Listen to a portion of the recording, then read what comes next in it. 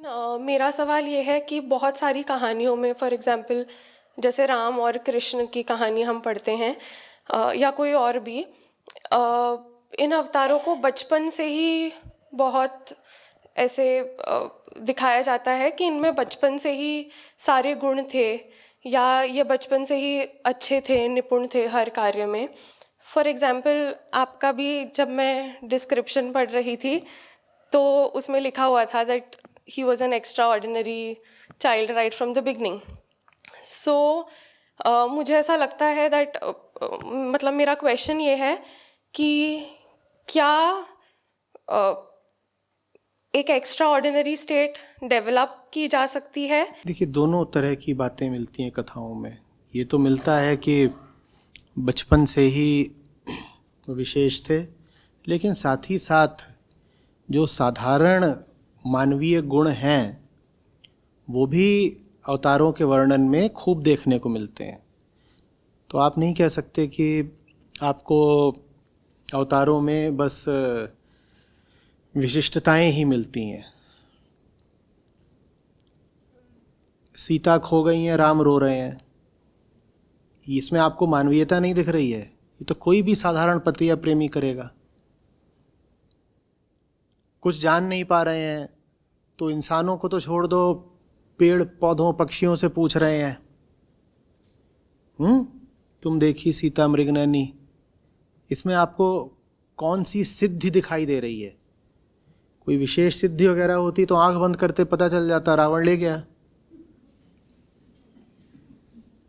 यहां तो उनको पूरी तरह मानवीय ही दिखाया गया है ना। अगर मानवीय नहीं दिखाएंगे तो अवतार की जो पूरी प्रक्रिया है वो बाधित हो जाएगी। अवतार क्या होता है? अवतार वो होता है जो बहुत कुछ आपके जैसा है, लेकिन आपके जैसा होते हुए भी वो संकल्प और साहस करता है आत्मा जैसा होने का। उसको अवतार बोलते हैं। उसमें दोनों चीजें पाई जाती हैं एक साथ। अवतार आदर्श नहीं हो सकता। आदर्श का क्या मतलब होता है? आदर्श का मतलब होता है कि एक विचार है, एक कल्पना है, और उसी कल्पना के तल पर उसका निर्माण कर दिया गया है। नहीं, अवतार कोई तभी हो सकता है जब उसमें आपको कुछ मानव सुलभ गुण और दुर्बलताएं भी देखने को मिलें। अगर आपको कोई ऐसा अवतार मिलता है जिसमें आपको कोई कमियां, कोई खामियां नजर नहीं आ रही, तो अवतार है ही नहीं। अवतार का मतलब ही है कि एक साधारण मनुष्य में जो भी गुण होते हैं, दोष होते हैं, विकार होते हैं, सीमाएं होती हैं, वो सब उसमें थीं।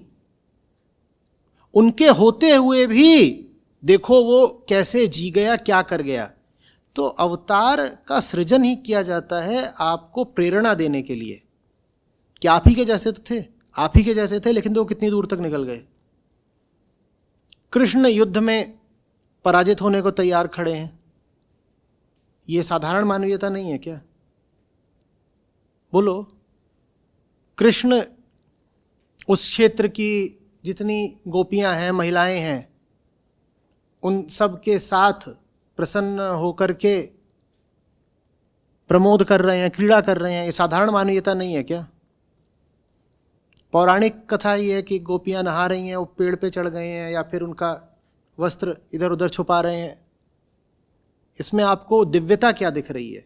ये तो आपको साफ साफ बताया जा रहा है कि जैसे कोई भी आम व्यक्ति होता है, उनमें वो सब भी था, लेकिन उसके बाद भी वो गीता तक पहुंच गए। क्या आप भी ये कर सकते हो? तो कृष्ण का चरित्र फिर एक चुनौती की तरह आपके सामने रखा जाता है। भारत में ये कभी करा ही नहीं गया कि बोल दिया जाए कि वो तो बचपन से ही अनूठे थे। हाँ, उनके अनूठेपन की भी कुछ कहानियां मिलती हैं, जैसे कि ये कि छोटे थे तभी ऐसे उठा लिया गोवर्धन को उंगली पर।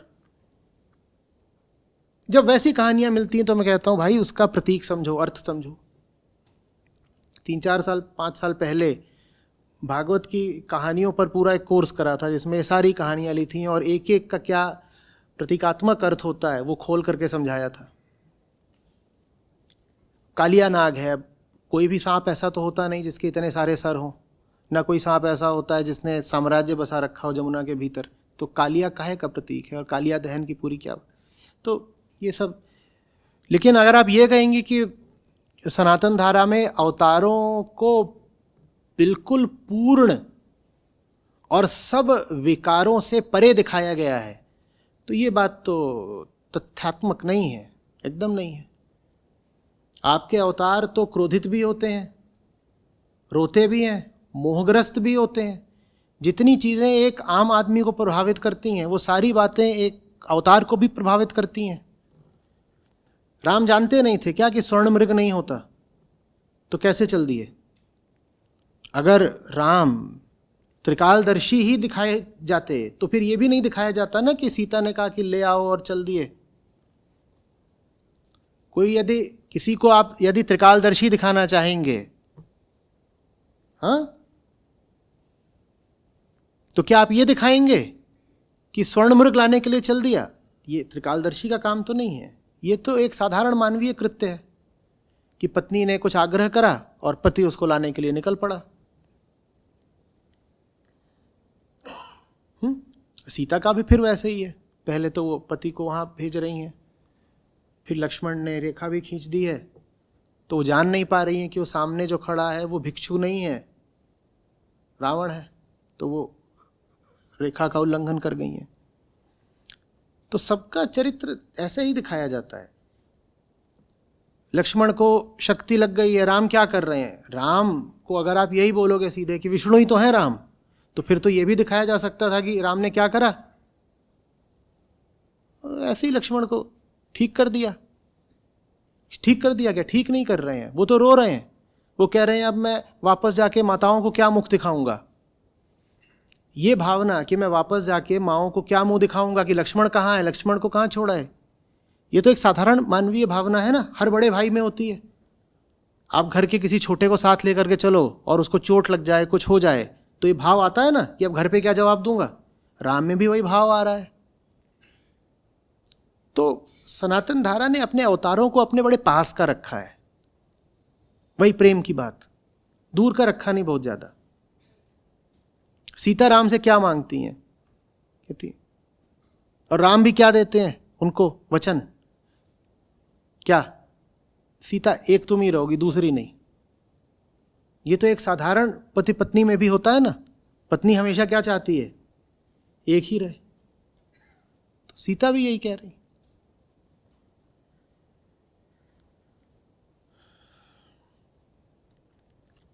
और आप कितने ही उदाहरण खोज लोगे, आप खोजने निकलो ना, आपको दिख जाएगा कि यहां वो आदर्श कथा वाला मामला है ही नहीं कि एक सुपर हीरो पैदा हुआ और वो जिंदगी भर बस सुपर हीरो वाले ही काम करता रहा।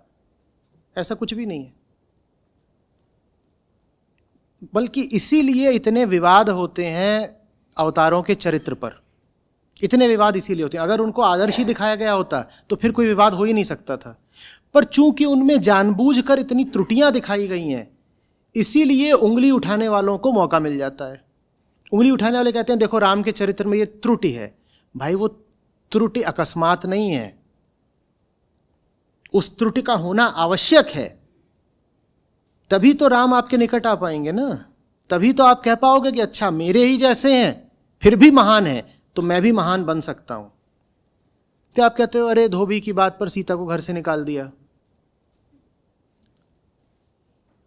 बेशक हम इस बात पर चर्चा कर सकते हैं, बहस कर सकते हैं कि ऐसा करना ठीक नहीं था, सीता गर्भवती थी, धोबी ने कहा अरे धोबी को बुला के बातचीत कर लेते। धोबी तो है, कुछ समझा दो उस बेचारे को, बात मान जाता। वो बेचारा भी तो बस वो भी रुष्ट था क्योंकि उसकी अपनी पत्नी कहीं पर आ गई थी।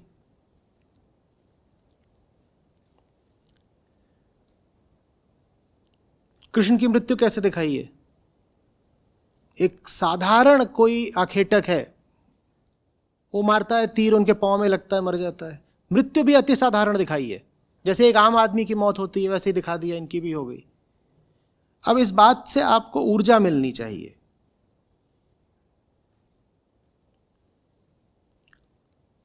समझ रहे हो बात को?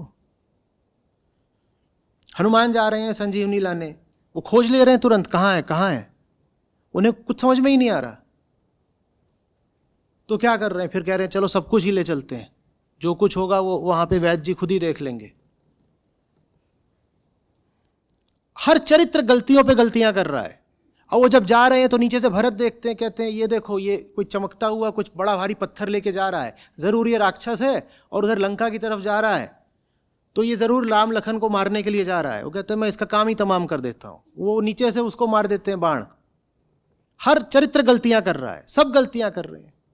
कैकेयी गलती कर रही है, दशरथ गलती कर रहे हैं, सब गलतियां कर रहे हैं। भारत को ये इनसिक्योरिटी, असुरक्षा कभी रही ही नहीं कि अपने महानायकों को परफेक्ट दिखाओ। परफेक्ट दिखाने की जरूरत तभी पड़ती है जब तुम भीतर से डरे हुए हो। यहां उनको पूरा मानवीय दिखाया गया है, सब मानवीय हैं। हनुमान जी भी मानवीय हैं, लक्ष्मण जी भी मानवीय हैं, उनको गुस्सा बहुत आ जाता है। राम मानवीय हैं, सीता मानवीय हैं, सब मानवीय हैं। कौन नहीं मानवीय? कृष्ण मानवीय हैं। और बताओ कौन से अवतार की बात करनी है? यहाँ तो यहाँ तक हुआ है कि अवतारों को श्राप भी झेलना पड़ा है। अवतार है, जा करके कोई ऋषि बैठे हुए थे, उनको परेशान कर दिया। ऋषि बोल रहे मुझे क्यों परेशान कर रहा है, जा तू 200 साल तक भटकेगा। अब अवतार है, भटक रहे हैं। देवताओं को तो पुराणों में हर चौथे पन्ने पे श्राप मिल रहा होता है।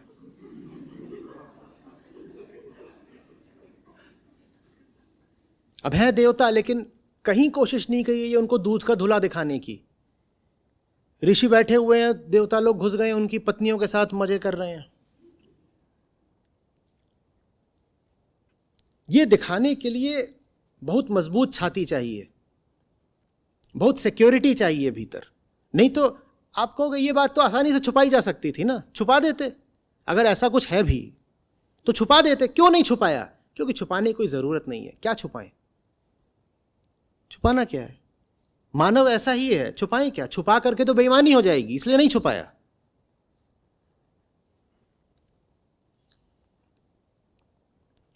देवी पार्वती जाती हैं, देवी लक्ष्मी का महल देखती हैं, उनको ईर्ष्या हो जाती है। उनको ईर्ष्या हो जाती है। वो कहती हैं अरे इसका इतना बड़ा महल है, तुम मुझे वहां पत्थर पे पहाड़ पे बैठाए रहते हो, महादेव ये तुम्हारा ठीक नहीं है बिल्कुल। वो देखो वो मिसेस विष्णु,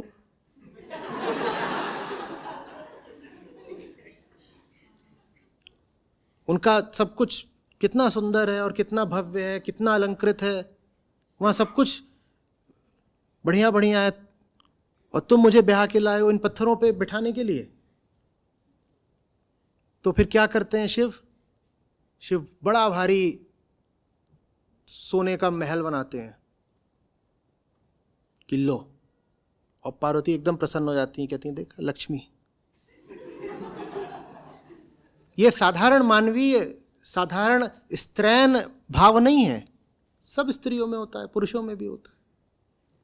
छुपाया नहीं गया, दिखा दिया गया। फिर कहानी ये जोड़ दी गई कि वही जो महल बनाया गया था वो सोने की लंका हो गई, और फिर रावण को मिल गई। एक दिन एक ब्राह्मण आया, जब सब हो गया तो वो मांगने आया, बोला इतना बढ़िया आपने बनाया है, कुछ हम मांगेंगे तो देंगे? शिव से बोला। शिव बोले हाँ बताओ, आज तो बड़ा अच्छा दिन है, पार्वती बहुत प्रसन्न है बहुत दिनों के बाद, बताओ क्या मांग रहे हो? तो बोला एक काम करिए, ये जो आपने पूरा इतना विशाल महल बनाया है सोने का, यही हमको दे दीजिए। तो पार्वती फिर बोले ये देखो ये दानवीर, बड़ी मुश्किल से तो ये बनाया, वो भी अब दान कर दिया, वो लेके चला गया। वो रावण का पिता था, वो फिर रावण को मिल गई वो लंका। तो इस तरीके से कहानियां आपस में एक पूरे नेटवर्क की तरह, एक जाल की तरह गुत्थम गुत्था हैं। वो बुनी ही इस तरीके से गई हैं कि एक चीज़ को याद करो तो दूसरी चीज़ आ जाती है, दूसरी को याद करो तो चौथी आ जाती है। इरादा क्या? इरादा यह कि तुम भूलने नहीं पाओ, एक चीज़ से दूसरी चीज़ याद आए, दूसरी से तीसरी चीज़ याद आ जाए। अब हनुमान मिलते हैं रामायण में, यहाँ अभी हम गीता पढ़ रहे हैं तो वहाँ पे बोल रहे हैं कपिध्वज। अर्जुन के रथ पे भी ऊपर हनुमान बैठे हुए हैं, कपिध्वज है। हर चीज़ को दूसरी से जोड़ दिया गया है। बड़ी मेहनत की गई है। मेहनत ये की गई है कि इंसान कभी भूलने ना पाए। चप्पे चप्पे पर भगवान को बैठा दो, प्रकृति के हर तत्व में भगवत्ता को स्थापित कर दो ताकि तुम भूलने ना पाओ। कुछ नहीं भूल सकते तुम। पीपल के पेड़ का ये दैवीय महत्व है, बरगद का दूसरा है, नीम का तीसरा है, आम का चौथा है, जामुन का पांचवा, इमली का भी है, केले का तो है ही है, नारियल का तो पक्का है।